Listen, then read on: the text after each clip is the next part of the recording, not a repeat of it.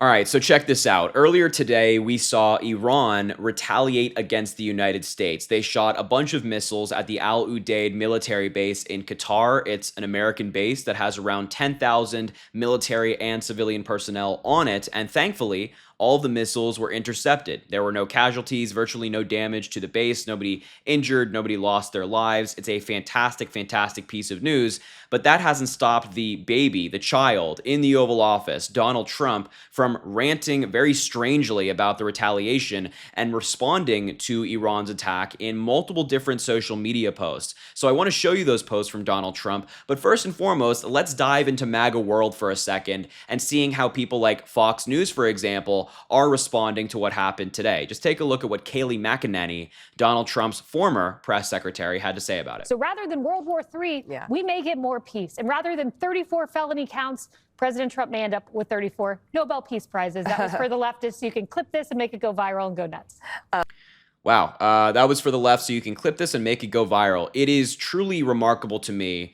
And I'll start here, that how Fox News, their entire existence is just basically to try to anger Democrats and praise Donald Trump. Like, they don't actually engage in news. They don't really talk about news. They don't care about the truth or whatsoever. They're just there to try to infuriate other people, which must be a very sad existence for your entire job to be that. But also the idea that he's going to have 34 Nobel Peace Prizes because he bombed Iran and then Iran bombed us. That's the opposite of peace. That's the exact opposite of what somebody would get a Nobel Peace Prize for. And does she think that the Nobel Peace Prize Commission, whoever is all behind this, is going to ignore Donald Trump's long record of drone strikes and things like that? Are you kidding me?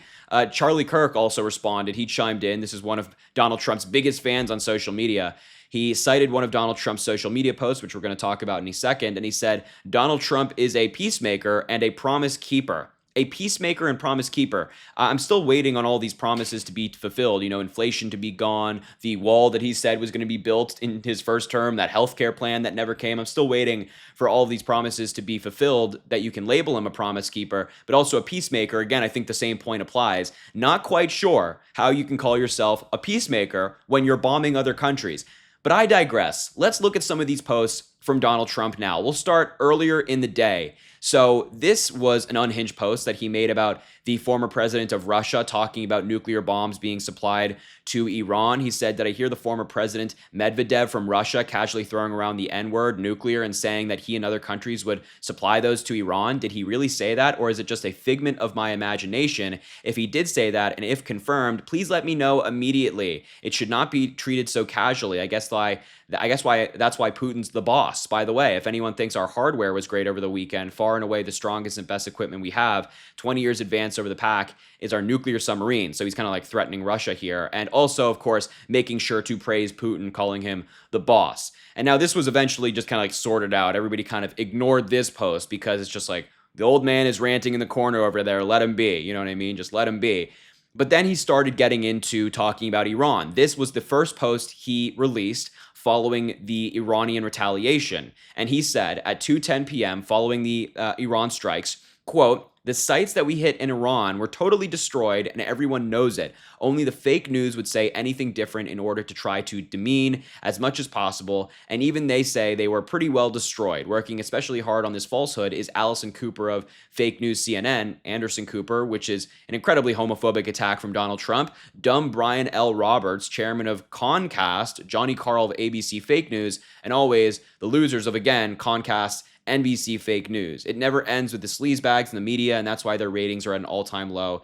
Zero credibility. So this, just to be clear, the United States has just been attacked, right? American soldiers and their fate were still up in the air at this time when he put out this post. We still didn't know the extent of the damage, right?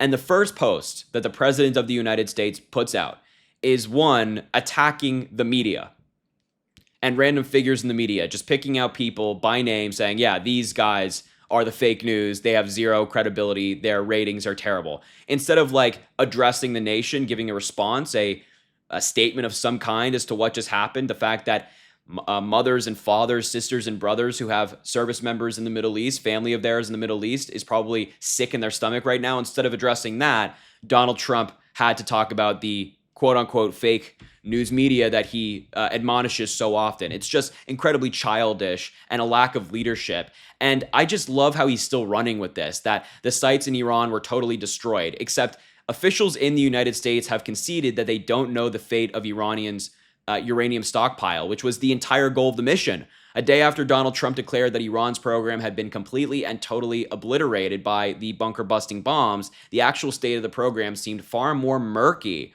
Far more murky. There's also evidence, according to Israeli officials, that Iran moved the equipment and uranium from the site in recent days, and there was growing evidence that the Iranians, attuned to Mr. Donald Trump's repeated threats to take military action, had removed around 880 pounds of uranium enriched to 60% purity. So Donald Trump can keep saying, oh, you know, all of the Iran sites were destroyed. It's just not what intel is saying. It's just not what our intelligence community is saying. Then he finally decided to put out an actual statement about what happened in Iran, saying, quote, Iran has officially responded to our obliteration of their nuclear facilities with a very weak response, which we expected and have very effectively countered. There have been 14 missiles fired, 13 were knocked down, and one was set free because it was headed in a non-threatening direction. I'm pleased to report that no Americans were harmed and hardly any damage was done. Most importantly, they've gotten it all out of their system, and there will be hopefully no further hate. I want to thank Iran for giving us early notice, which made it possible for no lives to be lost and nobody to be injured.